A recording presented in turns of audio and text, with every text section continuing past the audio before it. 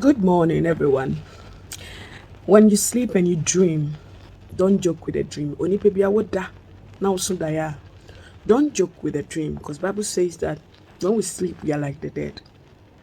But our spirits, they could go out and linger around and experience stuffs in the realms of the spirit, in the spiritual world.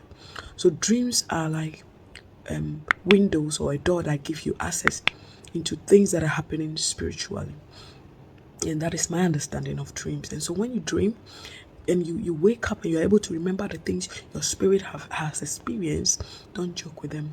So I woke up this morning with a dream, and this about the third time I'm seeing this thing, and I want to share with everyone because I just can't shake it off.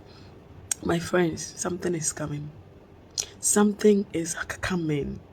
I know you've heard many times that Jesus is coming, and you've heard a lot about the coming of Jesus Christ. Don't joke with it.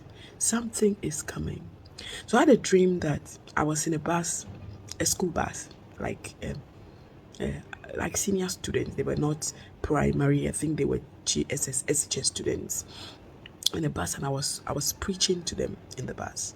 And all of a sudden, the TV in the bus was tuned into where they were sharing breaking news.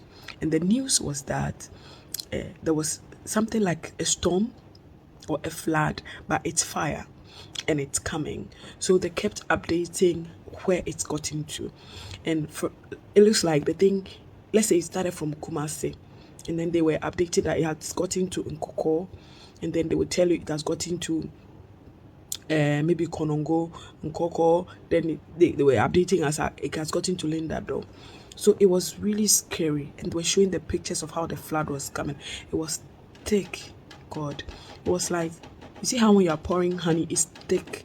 Yes, something thick like that, but it's fire. It's fire. And everything, everywhere it goes to, nothing remains in the air. Buildings, trees, everything melts inside.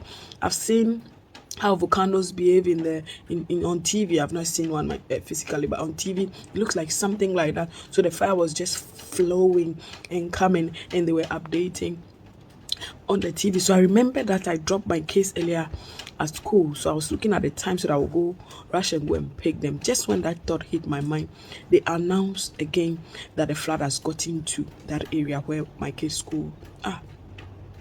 So it means that literally they are gone. People were crying. People were crying. There was wailing. Everything, cars, houses, everywhere the flood got to, everything dissolves inside it. And it was still coming. It didn't stop. So I was telling the students that they should get out of the car, and I wanted to lead them to the opposite direction of the flood. So I led them. They were following me all the way.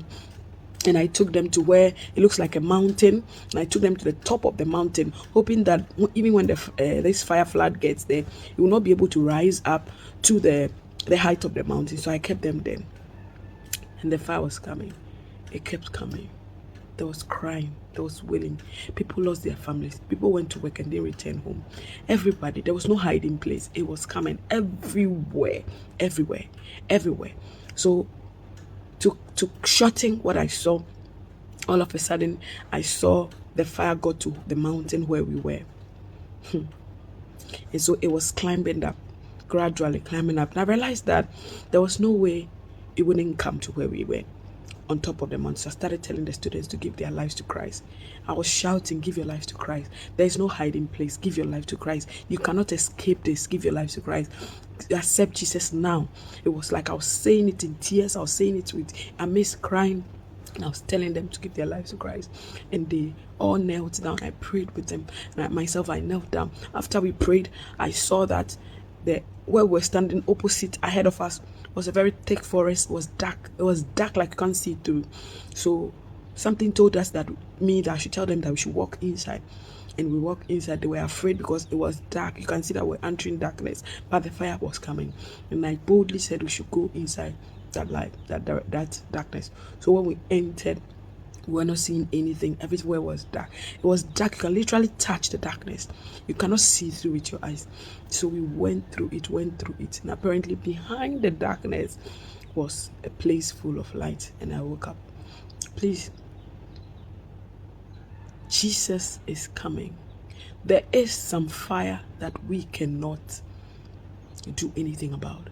Fire that will consume things. Something is coming. I know many people out there are saying all sort of things, so many preaching going on out there.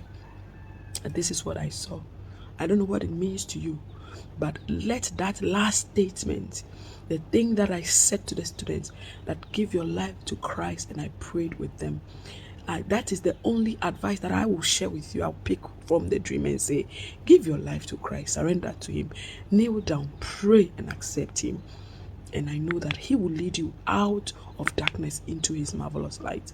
God bless you. I don't know what this means to you, but if you feel somebody needs to hear and also run into Jesus for their own salvation, share this video and let the world hear and be saved. God bless you.